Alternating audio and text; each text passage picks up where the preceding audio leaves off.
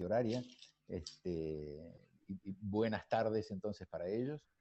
Y bueno, el título de mi presentación de hoy es Equipos innovadores, las ropas del rey desnudo. Y como ven en la tapa, o en la carátula de la presentación, el tema central es el que me ha acompañado desde el momento en que decidí escribir este segundo libro, el Manual de Coaching. Ahora, como ya hizo una introducción sobre mí, Mirna, yo quiero contarles un poquitito de dónde vengo y qué he hecho en esta vida profesional como para llegar a este momento de aprendizaje que quiero compartir con ustedes. Desde el año 1974, o sea, hace 44 años, que yo trabajo en la gestión de las personas. 23 años adentro de las organizaciones, los últimos 10 de esos 23 ocupando cargos directivos, y desde el año 1998, o sea, en los últimos 20 años, me dedico a trabajar en esta pasión que es el coaching. Ocupando mi última posición de dirección, empecé mi entrenamiento en coaching allá a mediados de los 90, con Fred Hoffman cuando él vino a la Argentina. Y ahí me enfrenté con una... Horacio, ¿podrías subir el volumen? Que tenemos muy bajo el audio. Bajo el audio. Déjame ver.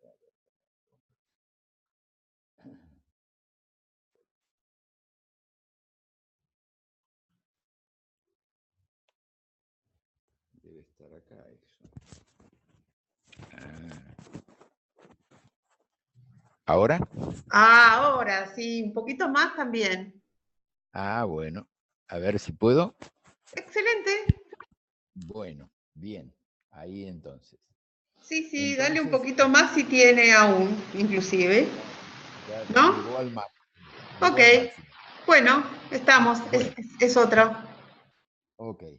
Entonces les decía, allá en el año 74, me inicié en la gestión de las personas, terminaba mi formación universitaria.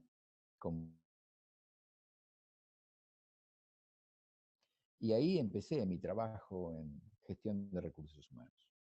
En los años 80, preocupado porque ciertas cosas en el mundo de las organizaciones no funcionaban, decidí profundizar estudios y cursé un doctorado en Sociología del Trabajo, y durante más de 20 años dejé pendiente mi tesis de doctorado. Como les dije, primero me formé con Kaufman, después me formé con Rafael Echeverría en el año 99. En el 2000 creamos Newfield Consulting de Argentina, tuve el honor de ser socio de él. Y en el año 2001, como muchos de ustedes saben, la Argentina se incendió. Tuvo una de las tantas crisis que nosotros tuvimos, pero aquella fue muy fuerte. Fue muy fuerte y, bueno, los gurúes que nos habían enseñado a muchos argentinos se fueron de la Argentina y nos quedamos los discípulos. En ese momento empecé a pensar, ¿por qué? ¿Por qué el coaching producía tremendos resultados a nivel personal, pero producía pocos resultados a nivel organizacional?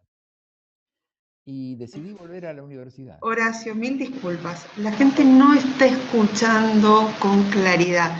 Podemos ver o sacarte los audífonos o ver de subir el volumen porque va bajando de nuevo. A ver allí. A ver ahora. Creería que se escucha mejor. ¿Sí? Vamos un poquito por ahí. Ajá. ¿Sí? Esperen un minuto. Bueno. Sí, la gente dice que es mejor, vamos por ahí. Mejor. Ok. Sí. Bueno.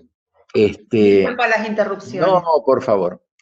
Volví en ese momento a la universidad y, bueno, tuve que hacer una actualización metodológica. Y yo quería estudiar, ¿por qué? ¿Por qué el coaching producía resultados a nivel personal y pocos a nivel organizacional? Como consecuencia de eso, bueno, terminé mi doctorado más de 20 años más tarde del momento en que lo cursé. Y se convirtió en tesis este trabajo que se llamaba Coaching y Aprendizaje Organizacional, que fue mi primer libro. Y que cualquiera de ustedes, si se quiere aburrir un poco, porque es una investigación profunda, 12 años en la Argentina, desde el año 94 al 2005, yo estudié 19 casos de organizaciones que se habían inmerso en programas de aprendizaje organizacional a partir del coaching. Si entran en mi página web, que es esa que aparece ahí, ustedes pueden descargar gratuitamente el PDF de este libro. Insisto, se van a aburrir un poco, es una investigación que me demandó varios años y que es lo que me permitió tener mi título de doctor en sociología. En aquel momento yo me volví muy escéptico y me di cuenta que me costaba mucho trabajo entender que las organizaciones cambiaran a partir de todo lo que habíamos aprendido en materia de coaching. Pero con el tiempo y combinando con mi afán de investigador, yo dirijo una maestría en dirección de recursos humanos hace ya 21 años, y empecé a tener un poco más de optimismo fundamentado. Y cuando digo optimismo fundamentado, he descubierto que hay algunas organizaciones que sí aprenden, pero fundamentalmente descubrí que dentro de aquellas que incluso no aprenden, hay muchos equipos que sí quieren aprender. Y ahí también empecé a pensar que en realidad esa ambición mía de generar aprendizaje en las organizaciones era una ambición demasiado desmedida. ¿Por qué no avanzaba dentro del espacio de lo posible? Y el espacio de lo posible empezaba a convertirse en los equipos de trabajo. Me puse a investigar, descubrí que había solamente 2 libros en español sobre coaching de equipos, y en Latinoamérica ninguno.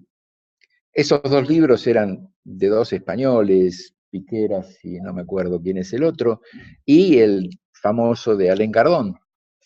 Accedí a esos libros y después me metí a estudiar un poquitito el fenómeno en el mundo de habla inglesa, con corrientes de pensamiento un poco distintas a las que venían de Europa. Como consecuencia de eso, apareció mi segundo libro, el Manual de Coaching de Equipos, que salió en el 2015, en octubre del 2015, y precisamente en el momento en que nacían mis 2 nietitos, los mellizos. El mismo día yo estaba presentando el libro y habían dado a luz, mi hija había dado a luz a sus hijos. Con lo cual, parimos juntos, por así llamar. Esto es un poco mi historia, y lo que ven al costado son, bueno, mis credenciales, tanto las de ICF como las de la Asociación Argentina, que me acompañan como coach. Ahora bien, hago toda esta introducción para contarles a ustedes por qué la pregunta, equipos innovadores, las ropas del rey desnudo. Y ahora quiero introducirlos en una especie de cuento. Un cuento que es fruto de una realidad. Lo primero que quiero hacer es probar esto y yo voy a necesitar ver el chat. No sé cómo tengo que hacer, pero voy a necesitar ver las respuestas de ustedes o que me digan ustedes. Horacio, o Claudia, sí. vos al costado no estás viendo el chat porque nosotros lo vemos. Yo veo arriba dice participantes 91. No, por favor, Respuestas. no clic donde dice chatear. Chat. A ver si puedo. No. ¿No? Yo no lo puedo ver, no. No. Nosotros lo vemos perfecto. Hay una, dice cambiar a pantalla arriba. Ajá.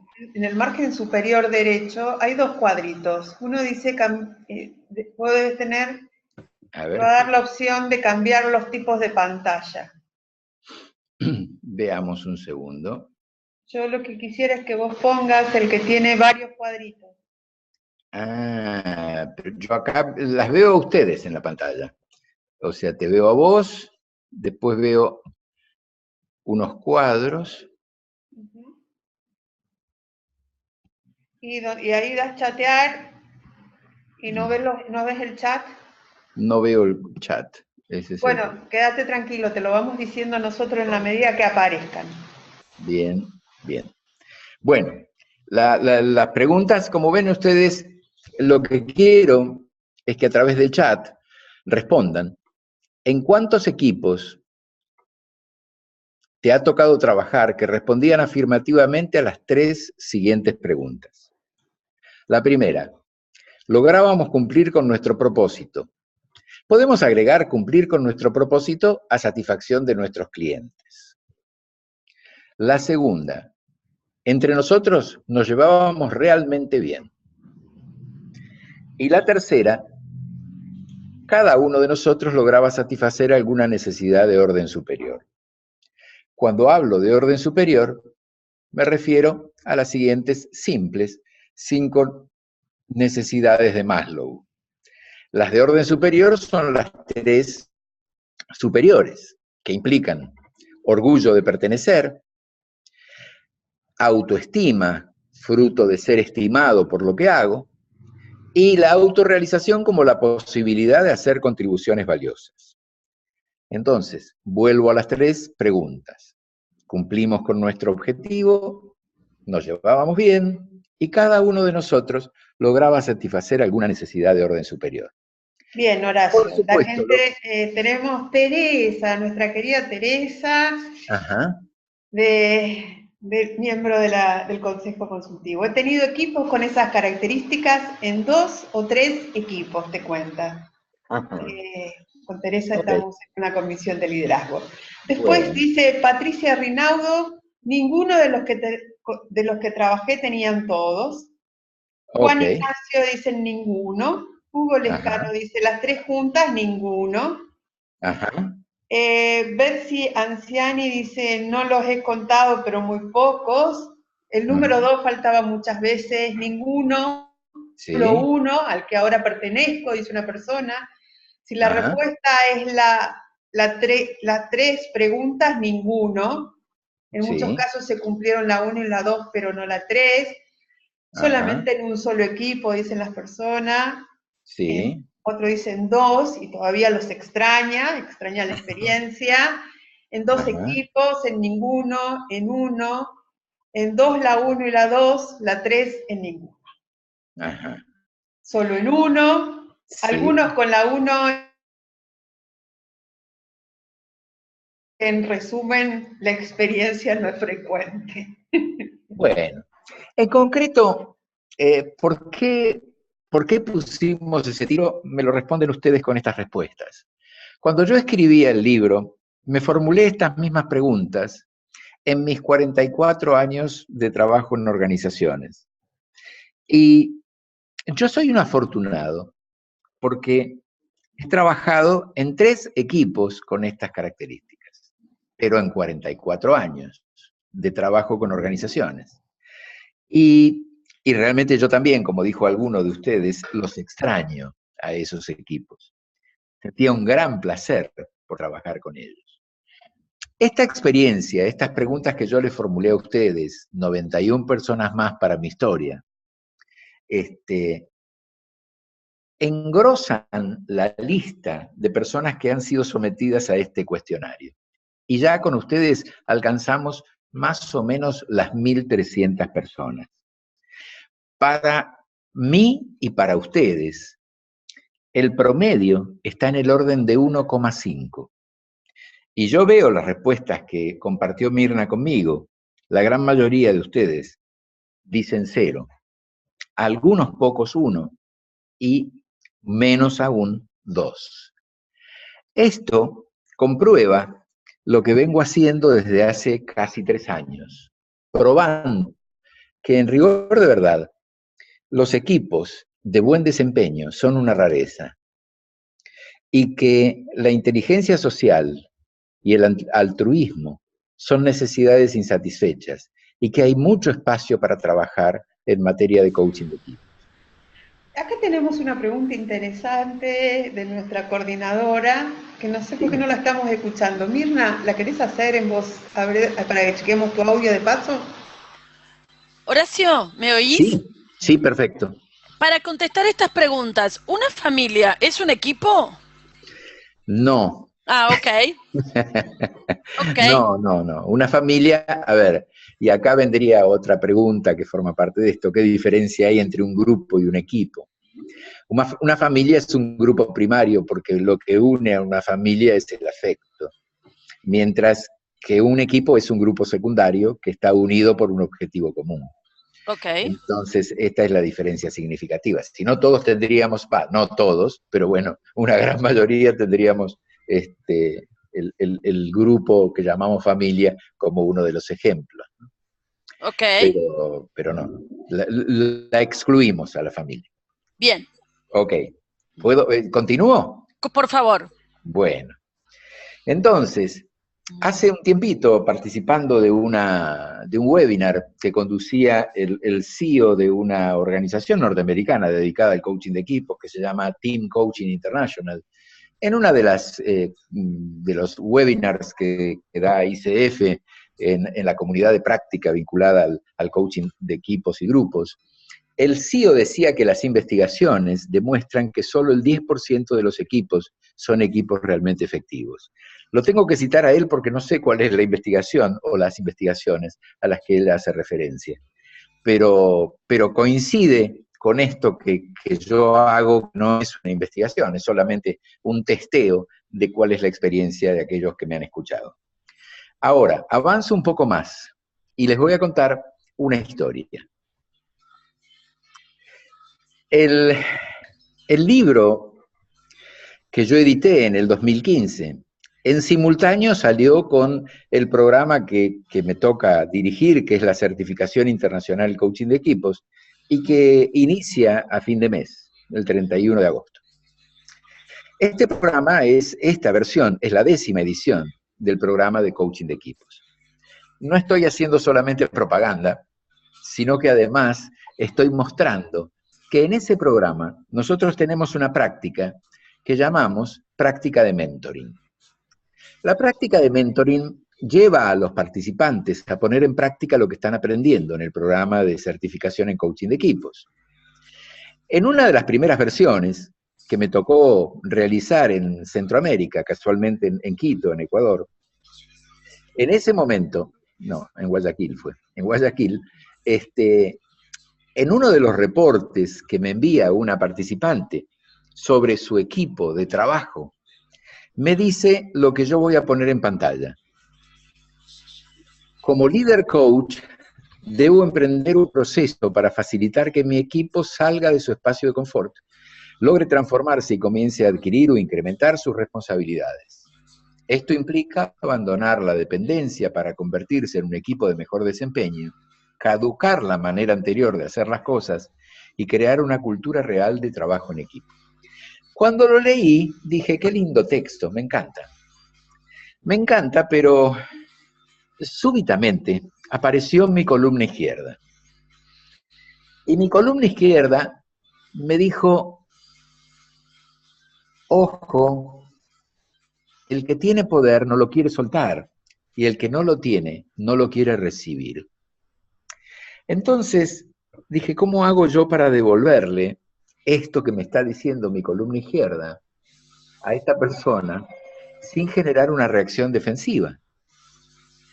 Entonces, me acordé que esta columna izquierda tenía una fuente, y la fuente era un viejo artículo escrito por Chris Argyris, que yo comparto el título con ustedes. De ahí sale el título de esta presentación. Argyris escribía para la Harvard Business Review, Empowerment, las nuevas ropas del emperador. Él hacía alusión al famoso cuento del rey desnudo. Mucho se habla del empowerment, pero muy poco se pone en práctica. Mucho se habla de los equipos de buen desempeño, pero en la práctica son muy pocos. Con lo cual, en ese momento dije, pero ¿y cuándo escribió Chris Argyris este artículo? Mayo, junio del 98. Cuando yo me estaba presentando a ustedes, les dije que hasta el año 97, hasta fines del 97, yo trabajé en el mundo corporativo. y desde el 98 me independicé. Y dije, quiere decir que Chris Argyris escribió este artículo cuando yo recién empezaba en esta nueva carrera. Con lo cual dije, va a ser bueno volver a leer, releer, porque yo no soy el mismo que era en el año 98, y mis prácticas profesionales tampoco son las mismas. Entonces quería ir un poco más allá, al sustento que había atrás de este juicio: el que tiene poder no lo quiere soltar, y el que no lo tiene no lo quiere recibir. Entonces, viajando hacia atrás, busqué artículo, me puse a leerlo. Entonces, descubrí lo siguiente. Descubrí que muy poco se había evolucionado en materia del empowerment. Eso nos decía Chris Argyris. ¿Y por qué? Los gerentes que aman el empowerment en la teoría, en la práctica confían en el comando y control.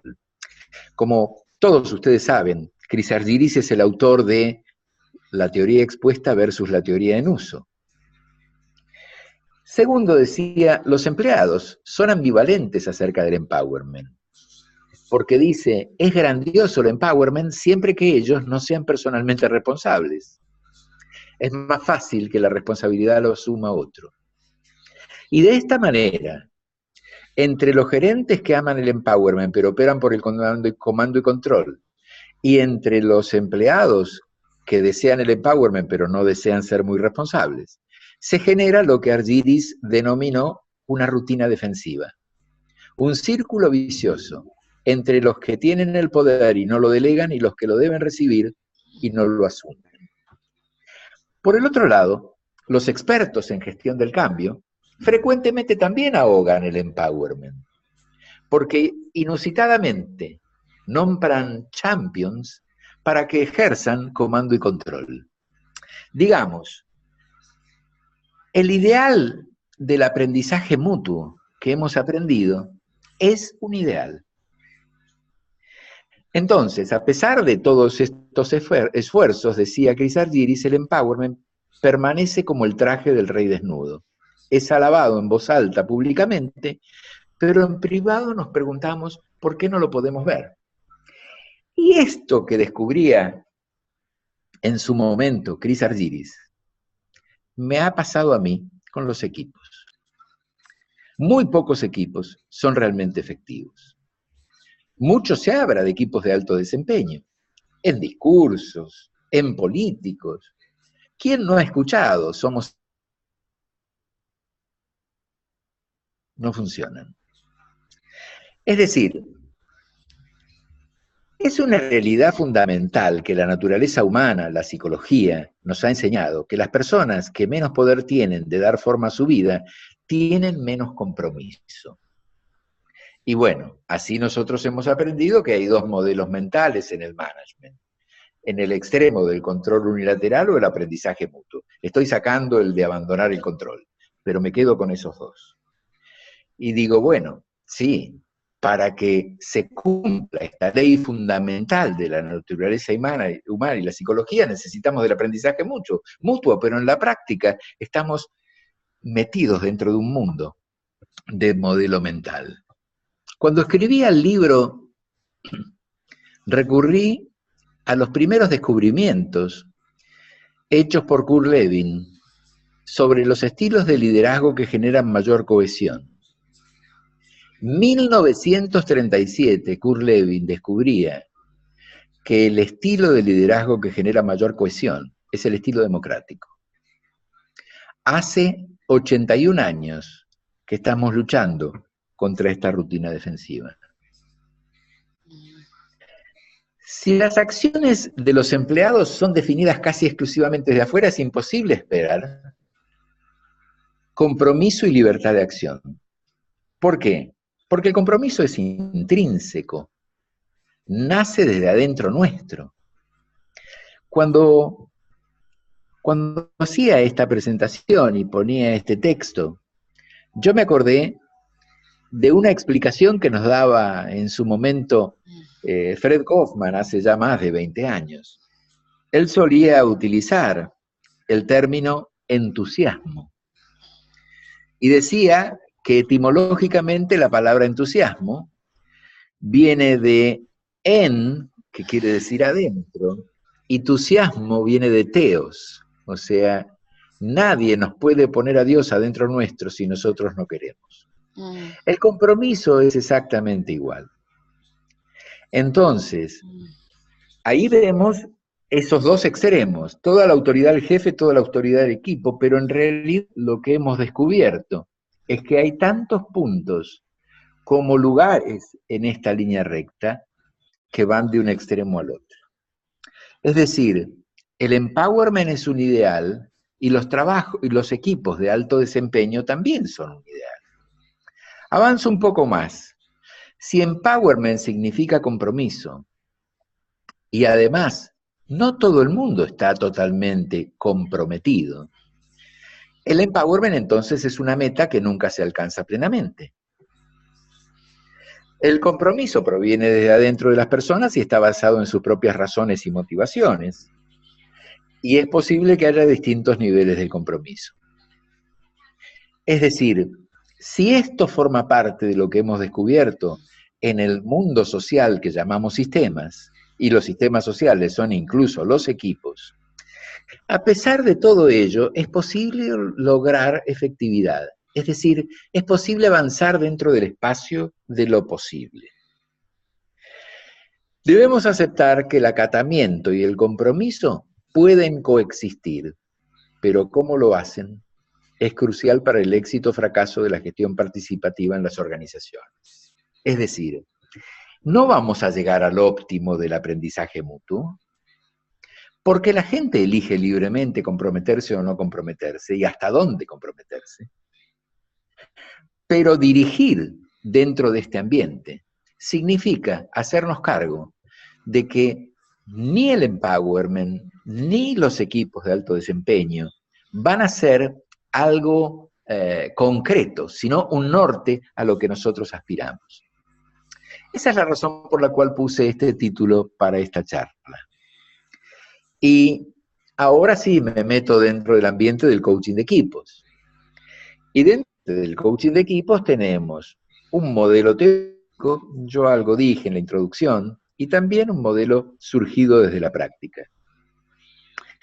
Mi libro es una investigación que tiene casuística, o sea, tiene muchos ejemplos, casos reales de coaching de equipos, y siempre he descubierto que hay restricciones a la libertad de los equipos, y también hay restricciones a nuestra libertad cuando decidimos formar parte de los equipos.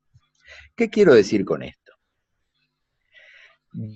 Primero, vivimos en grupos sin ser conscientes de sus reglas de funcionamiento. Y vemos cuáles son esas reglas. Un equipo tiene un propósito, un objetivo común. Me estoy refiriendo, como cuando dialogábamos con Mirna, un equipo de trabajo, tiene un propósito, un objetivo común. Aunque muchas veces los miembros de ese equipo no tengan clara conciencia de cuál es el propósito u objetivo común. Por eso existe un conjunto de tareas concretas que deberían estar coordinadas en pos de ese objetivo común. ¿Cómo se distribuyen las tareas? ¿En qué medida esas tareas reflejan las competencias de los miembros del equipo? ¿En qué medida los miembros del equipo son partícipes en la decisión en que ser distribuidas las tareas? Ya nos están hablando de distintos estilos de comunicación y participación. Me refiero a ese sistema de comunicación y participación que forma parte de todo equipo. Decía Jacques Levin en el año 1937, a mayor cohesión, mayor resultado. ¿Cómo se logra la cohesión? A través de un mejor sistema de comunicación y participación. Cuando les pregunto a la gente, las respuestas son 0, 1, 2 a lo sumo. Por último, queda una variable, una cuarta variable que es la más importante para que un equipo sea de desempeño efectivo. Y es el sistema de comunicación, o el sistema de dirección, perdón. En ese sistema de dirección vamos a encontrar el liderazgo. Si el líder es un líder facilitador, seguramente el sistema de comunicación y participación va a generar mayor cohesión. Las tareas van a estar reflejando las competencias y decisiones tomadas por consenso con los miembros del equipo, y juntos vamos a construir una visión compartida. Estoy diciendo cosas que ya están escritas en el ABC. Cuando digo en el ABC, si reflejamos la quinta disciplina, obra escrita en el año 92, cuando Peter Senge escribe este libro, y voy a rememorar con ustedes las 5 disciplinas. La primera, modelos mentales. La segunda, dominio personal. Es decir, el dominio personal implica la brecha que me separa entre el deseo y el resultado que estoy obteniendo. Voy a aprender por tensión creativa entre ese deseo y el resultado. La tercera disciplina, trabajo en equipo, que está fundada en la cuarta disciplina, que es visión compartida. Y la quinta, pensamiento sistémico. Lo que descubrí cuando escribía aquella tesis que se convirtió en mi primer libro, es que fallamos muchas veces en el coaching porque pensamos solamente en el observador, en el coachee, y lo ayudamos a que él trate de expandir su capacidad de acción efectiva. Pero no estamos teniendo en cuenta lo sistémico, donde inexorablemente al individuo le toca trabajar. Es decir, hemos aprendido que somos vivimos en mundos subjetivos e interpretativos, pero lo cierto es que inexorablemente formamos parte de equipos, de grupos, donde tenemos que negociar nuestra subjetividad con la subjetividad de los otros. Es decir, nuestra manera de ver el mundo entra en negociación permanente con otras maneras de ver el mundo. A esto llamamos intersubjetividad. No es un invento de Horacio Cortés, hay mucho fundamento atrás de ello, pero tiene que ver con lo inexorable de los sistemas. Los sistemas nos dan libertades y también nos restringen la libertad. Yo veía por acá dice Questions and Answers, aparecía una, de Pablo. El sistema de participación o comunicación vendría a ser como una deontología del equipo. Ay, ay, ay, qué linda pregunta. O sea, entiendo por deontología el deber ser del equipo, o sea, sus valores. Y en rigor de verdad, Pablo, yo me refiero en lo concreto a cómo el sistema de dirección influye. Formamos parte de un equipo, y esto es lo que estoy tratando de explicitar. Negociamos nuestra perspectiva con la perspectiva de los otros. Cuando digo negociamos, esto ocurre cuando el modelo de liderazgo habilita a que negociemos. Y eso es lo que nos permite, entonces, que este sistema de participación, la participación vendría a ser el contexto donde se da la comunicación. La interacción humana es el contexto donde se da la comunicación, y la comunicación es el contexto donde se da la interacción humana. O sea, es un círculo que puede ser virtuoso o puede ser deficitario. Es decir, el equipo nos restringe, pero también nos da libertades. Nos facilita y nos restringe. Es la dualidad de todo sistema social. Todo sistema social es dual. Nos da a nosotros, individuos, posibilidades y nos restringe esas posibilidades. Pero esto no sucede solamente entre el individuo y el equipo.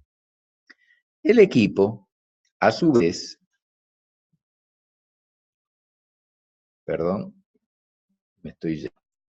el equipo, a su vez, mide su efectividad por las expectativas y de la satisfacción de los clientes internos o externos. Ese proceso de trabajo continuo tiene que ver con, nosotros no estamos por un proyecto, aunque podemos formar parte de un equipo de proyecto. Estamos para pertenecer a un equipo por mucho más tiempo que solamente un evento. Por lo tanto, necesitamos de la satisfacción de los individuos. Muchos de ustedes respondían a mi pregunta, puedo responder afirmativamente bien a la primera y a la segunda, pero no a la tercera. o sea, en qué medida los miembros lograban satisfacer alguna necesidad de orden superior. Y esto me lleva a pensar entonces que el individuo, si bien ve restringida su libertad, a veces la ve facilitada, pero sigue siendo individuo, buscando satisfacción.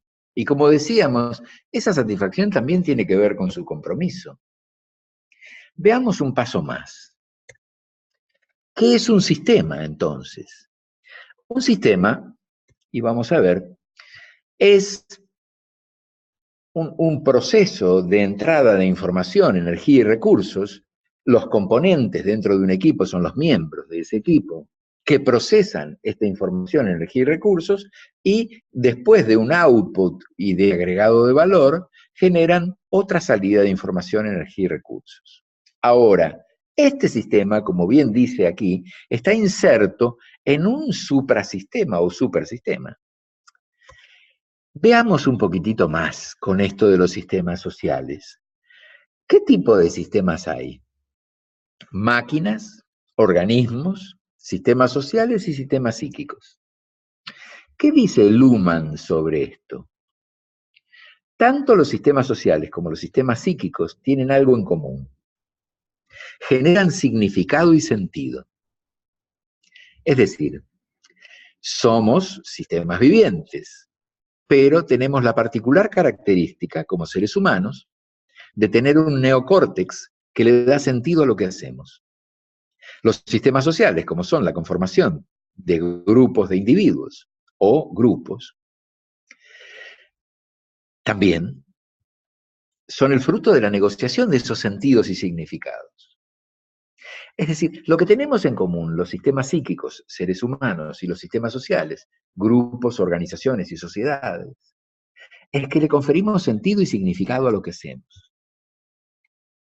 Y esto es lo que nos genera a nosotros restricciones y posibilidades. Avanzamos un poco más. El coaching de equipos se construye entonces sobre nuestro rol como coaches en la gestión de las relaciones, adoptando esta perspectiva sistémica. ¿Qué queremos decir con esto? Estamos orientados a las relaciones interpersonales, o sea, nuestro foco está puesto en el cómo hacen lo que hacen, con un alto contenido sistémico. ¿Qué quiero decir contenido sistémico? Ahora voy a mostrar una figura que representa lo que llamamos el acoplamiento de estructuras sistémicas. Es decir, así como decía hace un rato, yo como individuo veo restringida mi libertad o facilitada mi libertad por las reglas de un equipo al que formo parte, es decir, el equipo restringe y me da libertades, también el equipo ve restringida sus libertades y facilitadas sus libertades por el sistema mayor al que forma parte, que es el área. El área forma parte de la empresa, que también ve restringida y facilitada su libertad. Y la empresa forma parte de un mercado y de una industria que es contingente, pero que de alguna manera también restringe y facilita la libertad. Y por último, formamos parte de una sociedad que nos da restricciones, sí nos las da, y también nos da posibilidades. Es decir, pensar sistémicamente al hombre inserto en un equipo implica pensar en el acoplamiento de estas estructuras sistémicas. Este juego de muñecas rusas es lo que nosotros llamamos el pensamiento sistémico desde la perspectiva social. Ahora bien, el coaching de equipos, ¿es un evento? No. El coaching de equipos, dado este acoplamiento de estructuras sociales, es un proceso. Es un proceso que, acá lo dibujo en este diagrama de flujo, se inicia con la demanda. En el momento que una empresa, y desde ya les anticipo, las empresas no saben exactamente que el coaching de equipos existe, todavía, por lo menos en Latinoamérica. Por lo menos la gran mayoría. Algunas sí lo saben. Nunca nos van a pedir coaching de equipos, por lo menos todavía. Nos están pidiendo que los ayudemos a resolver un problema concreto. Por lo tanto, ese primer encuentro, yo lo llamo la naturaleza de la demanda, El rol del coach es una suerte de antropólogo que tiene que lograr captar quién es la empresa que me está llamando, investigar lo máximo que pueda antes de ese encuentro, sacarle el máximo provecho a ese encuentro, tratar de ver lo que no se ve, los hábitos tribales, el diseño, el layout, dónde me reciben, cómo me tratan, me hacen esperar, no me hacen esperar, cuál es el espacio que ocupan las oficinas de las distintas jerarquías. Vamos como somos, como si fuéramos antropólogos metidos en una tribu. Tratamos de identificar cuál es la necesidad que nos están contando para elaborar una propuesta. ¿Y por qué es tan complejo esto? Porque en nuestra propuesta después viene el diagnóstico. Tenemos que profundizar mucho más nuestro rol como antropólogos metidos dentro del sistema. En el diagnóstico tenemos que conocer cómo es la organización, cómo es el equipo deseado, cómo es el estilo de conducción. Conocer cómo son los miembros de ese equipo donde vamos a intervenir. Y después de haber hecho el diagnóstico, tenemos que codiseñar con quienes nos han contratado cómo va a ser la intervención. Es por eso que el coaching de equipos no ocurre solo en la intervención. Ocurre desde el momento en que surge la demanda, donde empezamos a conocer este juego de muñecas rusas que yo les acabo de compartir. Entonces, esta particularidad que tiene el proceso del coaching de equipos es lo que lo hace tan singular. Es complejo. Y no ocurre solo en la intervención. Empezó a ocurrir en el momento en que nos sentamos a conversar con esa empresa. El coaching de equipos es una intervención voluntaria. Nosotros somos facilitadores neutrales, no tenemos autoridad y además no podemos inclinar la balanza hacia ninguno de los jugadores, por más que quien nos haya contratado sea el dueño de la empresa o el gerente general. Él es parte del sistema y nosotros tenemos que ganarnos la aceptación de todos los miembros. Entramos en un equipo en funcionamiento, con lo cual nuestro rol es identificar y corregir errores que ya están ocurriendo. Y cuando decimos errores, brechas, vuelvo a la segunda disciplina, brechas entre resultados y deseos. ¿Por qué? Porque buscamos que ellos incrementen su efectividad. Un equipo va a ser de mejor desempeño cuando sea más efectivo y también más positivo. La positividad tiene que ver con la emocionalidad que se desarrolla dentro del equipo. Como buenos coaches, tenemos que ser capaces de escuchar ese dominio emocional que se da en un equipo. Y también escuchar esas restricciones que puede haber a este dominio emocional. Avanzo un poco más. ¿Qué principios rectores nos guían a nosotros como coaches de equipos? Primero, información válida. Tenemos que averiguar si todo el mundo conoce, comparte y comprende la información que hace al objetivo común que los une. Esto no es menor. Si la información se fiscaliza y es restrictiva, vamos a tener un modelo cultural que va a ser restrictivo para la libertad de los individuos. Si nosotros encontramos un ambiente donde se comparte y se comprende la información, entonces los individuos van a tener mayor posibilidad de elegir libremente ser parte de eso. A veces la gente no le queda otro remedio que estar porque viven de su trabajo, pero no eligen libremente. Y menos aún se comprometen. Con lo cual la primera variable es como un efecto dominó. Si encontramos esa variable de que hay información válida, que todo el mundo aprende y comparte, entonces podemos intervenir para ayudarlos a que la elección sea libre y aumentar el grado de compromiso de los participantes. Y avanzo un poquito más. Quiere decir entonces que dada esa restricción que acabo de mencionar, o sea, dada la ausencia o presencia de la información válida, hay dos tipos de coaching de equipos. El básico, Los ayudamos a resolver un problema concreto.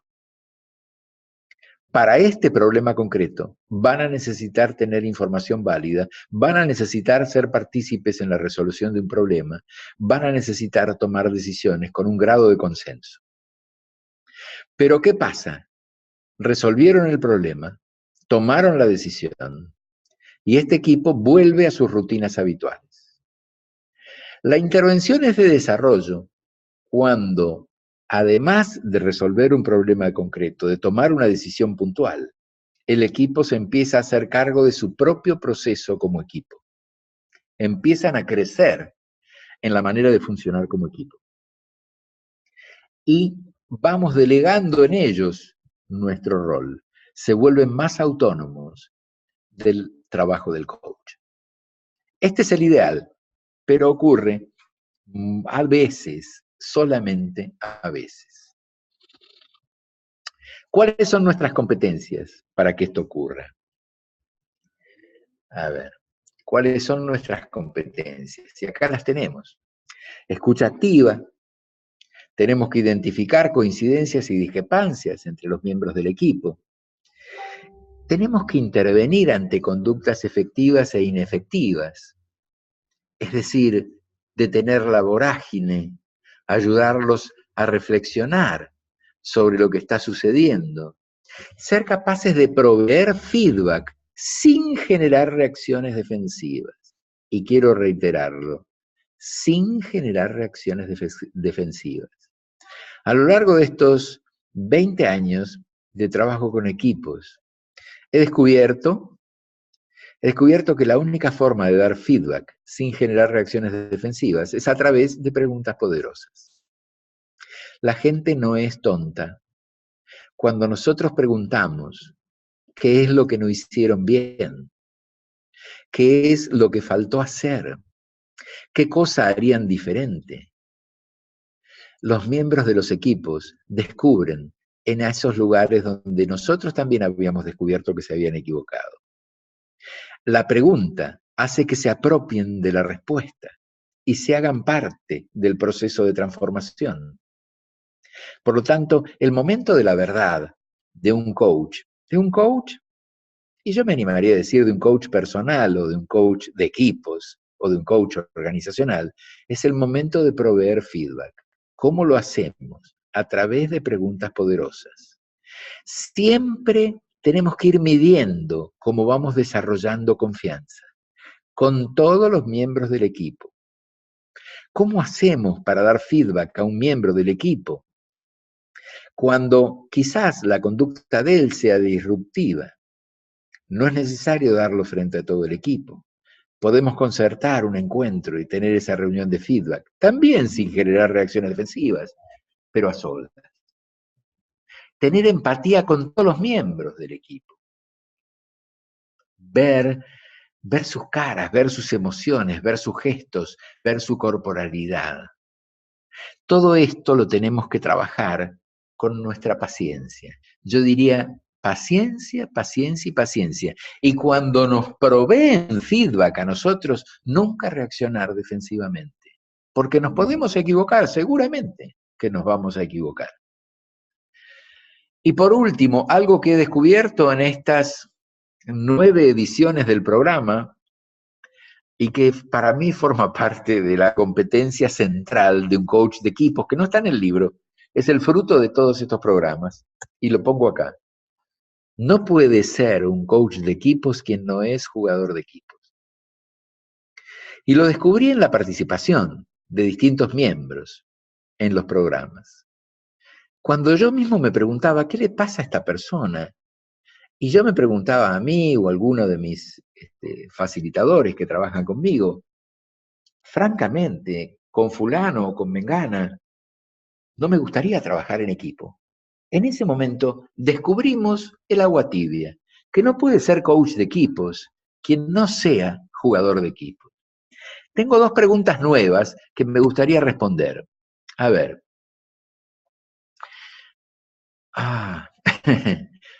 María Acosta Güemes nos dice, ¿por qué el que no tiene poder no lo quiere recibir?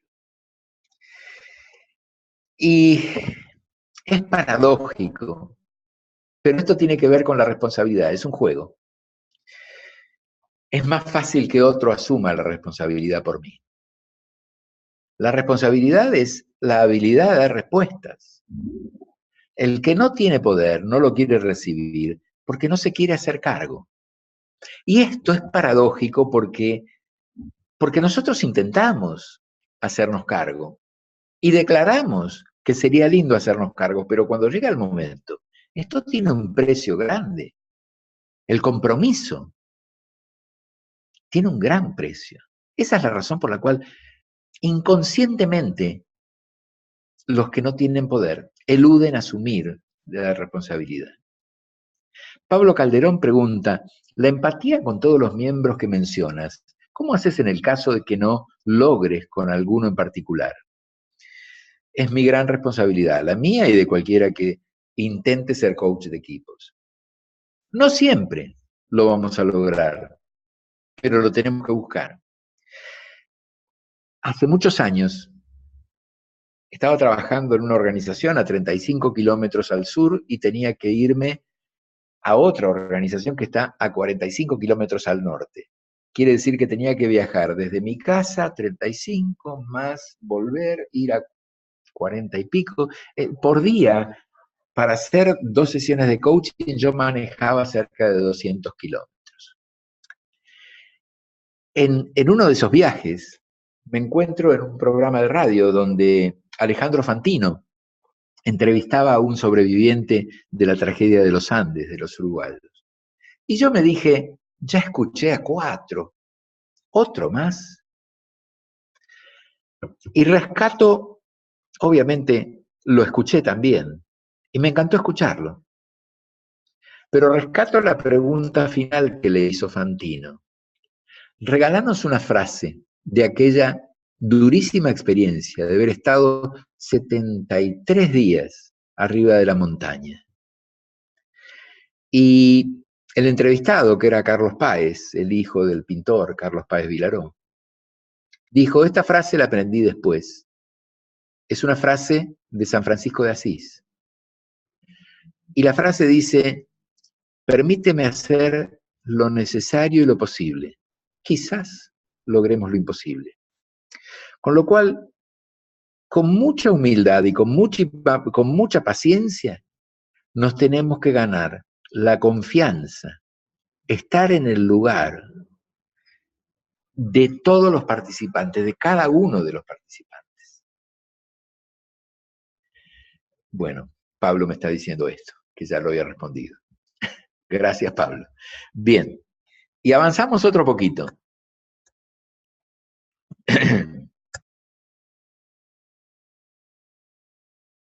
Que en este juego... Horacio, sí. te preguntan, ¿siempre debo estar abierta a trabajar en equipo aún con quien no soy compatible? Siempre debo estar abierto a trabajar en equipo aún con quien no soy compatible. Yo mencioné algunos principios básicos. El primero es información válida. O sea, compartimos y comprendemos la información. El segundo es libre elección. Si yo estoy ahí, es porque elijo libremente estar ahí. Entonces, nadie me ata, yo tengo todo el derecho del mundo a irme. Pero mientras que yo esté, tengo que hacer el máximo esfuerzo. Okay. Es como cuando un coachí nos dice, Horacio, y esta es una pregunta que yo he escuchado muchas veces cuando logro ganarme la confianza del coachí. Ahora que lo conociste a mi jefe y me conoces a mí, ¿no crees que sería mi jefe quien tiene que estar sentado acá, en lugar mío? Y mi respuesta casi automática es, ¿y quién lo eligió a tu jefe? Y el jefe de mi jefe, o... No, si estás acá es porque lo elegiste. Y si lo elegiste, tenés que buscar la mejor manera de entrarle. El sistema social que llamamos equipo es exactamente igual. Puede que no me lleve bien con todo el mundo, pero tengo que hacer mi mayor esfuerzo. Okay. Mientras que yo esté aquí. O sea, soy libre de elegir estar o no estar. Pero si elegí estar, tengo que elegir la mejor manera de hacerlo. Por eso digo, equipos de alto desempeño me suena demasiado. Yo prefiero hablar de equipos de mejor desempeño. Y, y sigo con este juego de las muñecas rusas. Cuando escribí el libro me pidieron que escribiera un artículo para presentar el libro en una revista en internet. Y yo no la conocía, la revista, entonces entré en la página y me encontré con esta frase: la cultura se come a la estrategia en el desayuno. El genio de Peter Drucker pudo expresar esto.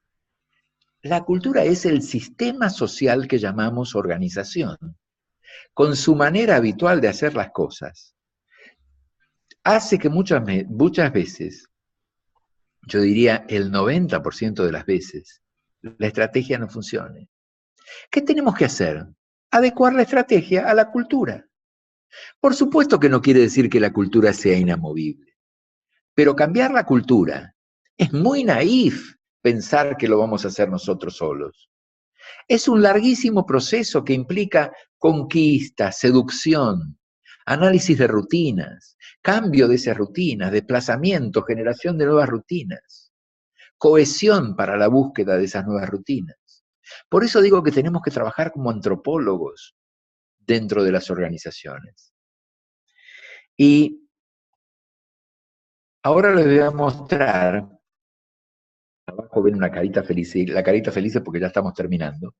Les voy a mostrar lo que yo llamo Disneylandia.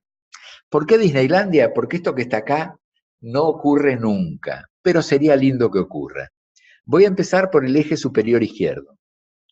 Yo, en mis 44 años con organizaciones, quizás encontré una vez sola una organización con misión clara, visión compartida, gestión estratégica, recompensas alineadas con objetivos, información válida, feedback efectivo y recursos adecuados. Gracias a Dios encontré una organización así, con lo cual me dice que es posible. Ahora, las que nos contratan a nosotros no son así. Me encantaría que se parezcan. Entonces, luego, esto deriva que en materia de equipos, yo necesito una estructura con objetivos claros, tarea motivadora, miembros apropiados, roles definidos, efectiva cultura grupal y reglas de juego. Por supuesto, siempre va a haber brechas entre lo primero y lo deseado, entre esto segundo y lo deseado. Un proceso grupal, ¿para qué? Para resolver problemas juntos, para tomar decisiones por consenso, para manejar el conflicto, para manejar la mejor manera de comunicarnos y de interactuar entre nosotros, para manejar las relaciones con el entorno. En base a esto, entonces, vamos a lograr la efectividad grupal. Productos y servicios que satisfacen a nuestros clientes. Querer ser parte de este equipo, mantenerlo y lograr satisfacción de los individuos. ¿Por qué digo que es Disneylandia? Porque ustedes me dieron la respuesta con la poca cantidad de equipos de alto desempeño o de mejor desempeño.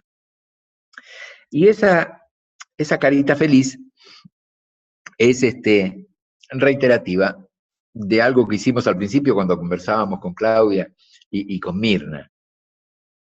En realidad tenemos, esta semana vendría a ser la Happy Hour o la Week Hour o la Happy Week de Horacio Cortese, porque el miércoles vamos a estar nuevamente. El miércoles 22 de agosto vamos a estar trabajando, pero ya presencialmente acá en Buenos Aires, en el espacio Belgrano, en Monroe 2716, y vamos a estar haciendo coaching de equipos, un enfoque sistémico. Vamos a seguir jugando con esto, pero a diferencia de lo que estamos haciendo hoy, la idea es que puedan practicar qué significa esto del coaching de equipos. Es una invitación a que vengan y a que puedan poner en práctica alguna herramienta de coaching de equipos donde van a ver la singularidad del coaching de equipos. Por supuesto, ahí está lo que también van a encontrar en la página web de ICF Argentina, que es la promoción de este programa de educación continua y particularmente de este taller, de esta conferencia taller que vamos a estar dando el próximo miércoles a las 18:30, bueno, de 19 a 21. Quiero recibir preguntas. Por acá veo que hay una cuarta. Hugo Lescano, dice, teniendo en mayor o menor medida cada uno de estos ítems cubiertos, ¿estaríamos teniendo un grupo efectivo? Y sí, o sea, la efectividad se mide por dos variables. Por el logro del compromiso común, o sea, el resultado, y por lo que llamamos positividad. Y la positividad es lo que genera la cohesión. Un ambiente de emocionalidad positiva, de respeto, de apoyo, de confianza. ¿Qué sería el antídoto? Sarcasmo, cinismo, espíritu crítico. Cuando encontramos eso no hay positividad. Estoy haciendo una gran síntesis de un programa que tiene 3 meses de duración y 64 horas presenciales. Pero bueno. ¿Alguna otra pregunta, por favor? Horacio, Dime. se me dispara la siguiente reflexión, ¿no? Digamos, ¿cómo explicar entonces que el mundo ha avanzado? Me pregunto si la dificultad con los equipos estará en los equipos o en las expectativas que tenemos los observadores de equipos. ¿Se entiende lo que digo? Sí. Porque no distinguimos empresas exitosas o equipos dentro de empresas, y sin embargo hay empresas exitosas. Sí, yo quizás me expresé mal, pero me gustaría aportar algo a tu inquietud.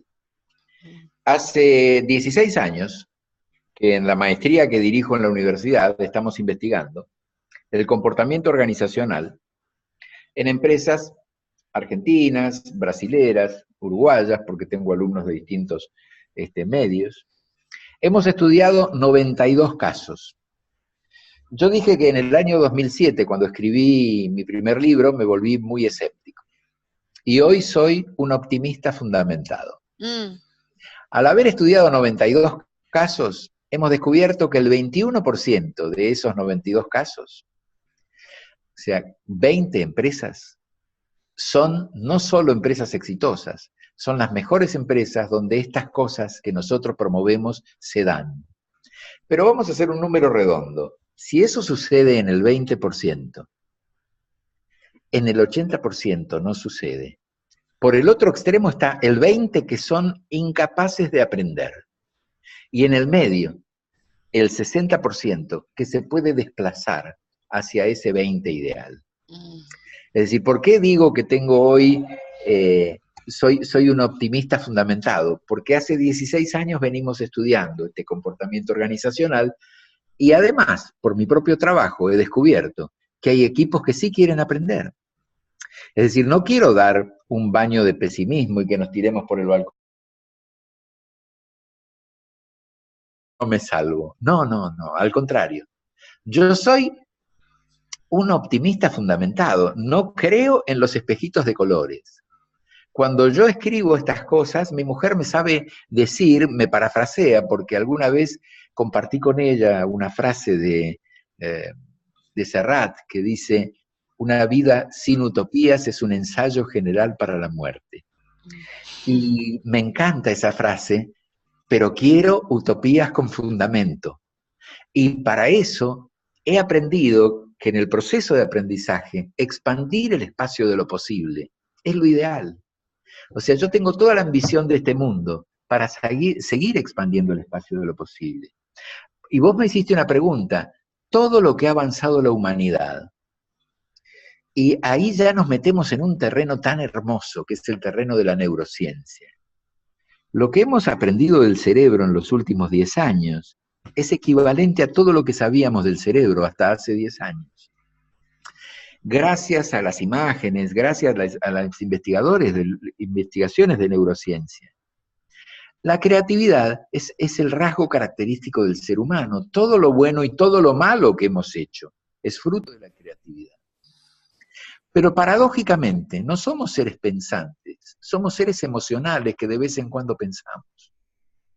Con ese de vez en cuando hemos hecho todo lo bueno y todo lo malo que hay en este mundo.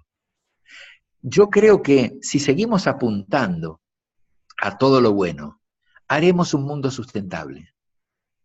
Y esa es mi utopía. pero con fundamento, la quiero con fundamento. No sé si respondí tu inquietud. Sí. Sí, más o menos. Sí. No, sí. No te convenció, Mirna. No está yo no escucho una gran convicción, Mirna, no lo escucho. Por supuesto. Estoy por ahí un pasito más. Creo que hay una mirada pesimista. Creo que hay mucha gente que hace cosas sin saber cómo las hace. Y cuando le decimos que mire, cree que no encuentra lo que sí hay. No sé cómo. Porque si no me explico el avance de todo, ¿no? O sea, todo lo que está hecho en mi casa es el resultado de un equipo, de alguien que se puso a construir un mueble. Y el mundo funciona, así que si el mundo, bueno, sí, hay muchos que dirán que no funciona. Creo, Mirna, y acá entro en mi propia filosofía y nivel de creencias, permitidme, Horacio. Sí. Que la diferencia está en el nivel de bienestar. Entonces, la diferencia está en el nivel de bienestar. El resultado puede estar. Ahora, el bienestar de las personas es lo que hace la diferencia con los equipos estos que habla Horacio, no de alta performance, sino... Mejores equipos. Mejores equipos, ¿no? Creo que cuando uno habla de mejores equipos, habla de esto de cómo, sobre todo de cómo se siente, cómo fluye en ese estado, en esa sinergia de equipo. Y para mí el gran condimento, por supuesto que se va a ver en el resultado, pero lo que va a hacer la diferencia sustancial es cómo nos sentimos. Pues sabes que yo coincido con esto, ¿no? El tema del bienestar, pero no solamente con esto. Yo quiero volver a la inquietud de Mirna, y quiero volver por lo siguiente, porque, a ver, yo creo que nuestro trabajo como coaches es encontrarle el pelo blanco al gato negro. No me cabe ninguna duda, y estoy viendo en este momento frente a mis ojos una mesa que es adorable, que debe haber sido el trabajo esmerado de un equipo de ebanistas y que han trabajado, no sé, hace 15 días tenía la suerte de estar en el Domo de Milán y ver semejante catedral que tardaron 600 años en hacerla. No me cabe ninguna duda que hubo trabajo en equipo. Pero ¿cuánto mejor podrían ser esos equipos? Ok. Esto digo yo. Ok. Entonces, y la palabra bienestar responde a una pregunta. Yo acabo de abrir ahora las preguntas escritas, y responde a una pregunta de Patricia Iannone que dice: con una sola palabra, ¿cómo define jugador de equipo? Y me refiero al coach de equipos como jugador de equipo. Con una sola palabra, ser aceptado por los demás. Ser aceptado. Es mi necesidad ser aceptado. Me tengo que ganar la aceptación. Ellos me tienen que elegir. No me puedo imponer. Sigo con las preguntas. María Costa Güemes dice: ¿usted cree que un coach de equipos tiene que tener experiencia en haber trabajado en grandes organizaciones? No, no necesariamente. No necesariamente. Yo estoy trabajando en este momento con una organización mediana que es hermosa, y me quedo con la frase de Claudia de recién, bienestar, y descubro una linda organización donde se miden por el bienestar. Y están bien en esa organización. Y la persona que me contrata, que es la responsable de recursos humanos, es una excelente coach, y yo le veo muchas uñas para guitarrear, y nunca trabajó en una organización grande. Y realmente es muy buena, no me cabe ninguna duda. ¿Se pueden tener reuniones de feedback individuales con miembros en pleno proceso de coaching de equipos? No. Yo prefiero tenerlas a nivel individual. Cuando la situación converge entre varios miembros de un equipo y vemos que la conducta restrictiva ocurre entre varios, tenemos que llevarlo al plenario y trabajar con el equipo. José Luis dice, hola Horacio, ¿cómo muestra la libertad de elección a miembros de equipo con muchos años de antigüedad y miedo al cambio? ¿Nos darías algunos ejemplos? Muchas veces me ha tocado trabajar en circunstancias como las que menciona José Luis, donde además de la intervención con el equipo, nos cabe también hacerle coaching a algunos miembros. Y en general, para no hacer discriminaciones, cuando es así, terminamos haciéndole coaching personal a todos los miembros. Y esos son los momentos donde tenemos que trabajar estos temas que tienen que ver con la libertad de elección. Pablo pregunta, Horacio, te escuché hablar de gestionar el cómo como coaches de equipos. ¿Qué pasa con el qué? ¿Es lo que diseñas junto con quien te contrata para que los equipos lleven adelante? ¿O puede ser que los equipos trabajen también en el diseño del qué junto con la dirección de la empresa y vos como coach, como facilitador? En realidad, el qué es la tarea. El qué es el compromiso que ellos tienen con el propósito común. Por supuesto que nosotros podemos identificar brechas, pero nosotros somos responsables del proceso, no del contenido. El contenido es del equipo, el contenido es de ellos. Nosotros somos neutrales y nos ocupamos del proceso.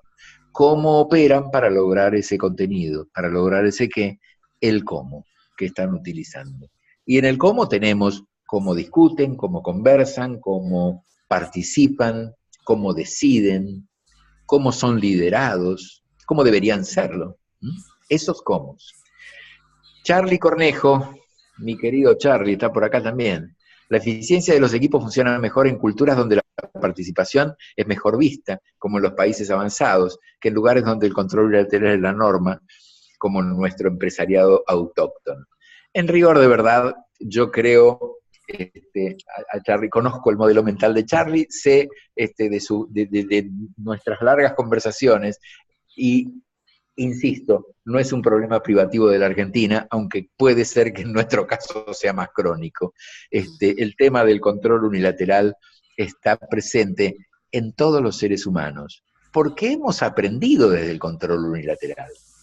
Cuando digo esto, me refiero a que ni mi papá ni mi mamá fueron demasiado democráticas conmigo, ni tampoco en la escuela tuve maestros democráticos, ni profesores democráticos, ni cuando fui a la facultad tuve oportunidad de elegir. Fíjense ustedes, cuando me tocó escribir mi tesis, que fue el momento donde fui libre, tardé 20 años en hacerlo. ¿Cuánto trabajo cuesta hacerse responsable? ¿Cuánto trabajo cuesta hacer lo que uno realmente desea hacer con todo el compromiso del mundo? Es más fácil que otro lo decida por mí. El sistema está armado en base a ese que otro lo decida por mí. Analía Duarte dice, la semana pasada en el Congreso de Córdoba se habló de la inteligencia adaptativa sumada a la emoción. ¿Cuál es tu mirada sobre el tema? ¿Cómo lo definirías? En realidad tengo el título, me suena adaptativo, me tengo que adaptar, me suena a intersubjetivo, como dije antes. Y esto es parte de lo emocional. Yo no puedo imponer, yo tengo que negociar, eso es lo que escucho. Pero un liderazgo adaptativo, probablemente nos estemos refiriendo a eso, y francamente no sé con precisión. Me viene ¿Perdón? principio de PNL, Horacio, de que el elemento más flexible es el que lidera, ¿no? Estos equipos suelen liderar desde la flexibilidad también. A veces les comparto una pregunta que yo hago cuando trabajo con un equipo y les suelo preguntar si su manera de recorrer es por autopista o por camino de montaña, ¿no? ¿Cómo logran sus objetivos? Entonces, pero sobre todo en el aspecto emocional, ¿sí? Si emocionalmente fluye en autopista o en camino de montaña. Yo que soy salteña y conozco manejar en una montaña, las emocionalidades, la tensión que te genera, las expectativas, genera todo un desgaste que justamente cambia las posibilidades a veces del equipo. Y Pero estamos también, en hora, querido Horacio. también y volviendo a ese tema, discúlpame, Sí, uno lo que cortito necesites. nomás, ¿no? Cuando uno aprende a manejar cuando uno aprende a manejar en la montaña, Ujú. en la autopista después resulta más fácil. Quiere decir entonces que cuando salí del espacio de confort, tengo una mayor adaptabilidad y me siento mucho más cómodo en la autopista. Pero creo que es importante haber vivido la montaña, ¿no? Y la última pregunta era, a partir de su experiencia, ¿cuánto es el mínimo de sesiones y el máximo que ha visto resultados concretos posteriores al coaching de equipos? En rigor, de verdad, no hay una respuesta única para esto. Y cuando digo no hay una respuesta única, Cada equipo. cada equipo es absolutamente único. Muchas veces nosotros intervenimos y hacemos una intervención de 2 jornadas y medio, después de haber hecho, como dije antes, identificar la brecha, hacer la propuesta, hacer el diagnóstico, codiseñar, trabajamos con ellos. Nunca decimos acá se terminó la tarea, siempre decimos, bueno, me contrataron hasta aquí y ¿qué proponemos? Dentro de 3 meses hacer un análisis, nuevamente un rediseño, nuevamente compartir con ustedes y desde ahí avanzar un paso más. A ver, les dejo una frase, no puedo dejar de responder la pregunta de Verónica Cortese, que le suena el apellido, esa es mi hija. Y mi hija me pregunta cómo juega desde el rol del líder el trabajar sobre el potencial y la pasión de los miembros para lograr un mejor equipo. Bueno, Una Vero, escuela. no me cabe ninguna duda que es fundamental. El líder, si es un líder facilitador, va a tener algunas herramientas de coaching para poder trabajar este tema y descubrir ese potencial y la pasión de los miembros para desarrollarlo. Pero bueno, se nos agotó el tiempo. Fue realmente hermoso para mí compartir con ustedes. Me gustaría dejarles mi dirección de mail para todos aquellos que quieran seguir formulando alguna pregunta o conectarse, ahí tienen. Y quizás, no sé si ustedes cómo hacen para compartir esta presentación con los miembros que han participado, pero Horacio, me encantaría que le llegue a todo el mundo. Horacio, 2 cosas. Por favor. Primero, en la semana Sí. va a estar ya subida a la página web esta charla. Ah, bueno. Y en el canal de YouTube de ICF Capítulo Argentino, para que lo puedan ver la gente de todos los países que estuvieron hoy presentes y a quienes les agradecemos muchísimo haber sostenido el nivel de compromiso, porque seguimos los mismos que comenzamos. Qué bueno. Y segundo, me encanta, pero ¿sabes qué? No le des más, porque los que quieran más que vayan el miércoles. Bien, va a ser distinto, lo del miércoles. Lo del miércoles va a ser taller, lo van a vivir aparte. El que quiere más, que venga el miércoles. Bueno, va a ser un placer encontrarme con mucha gente. Y bueno, y aquí tienen la dirección para lo que necesiten saber de Horacio y los programas que él ofrece dentro del contexto de formaciones avaladas por ICF.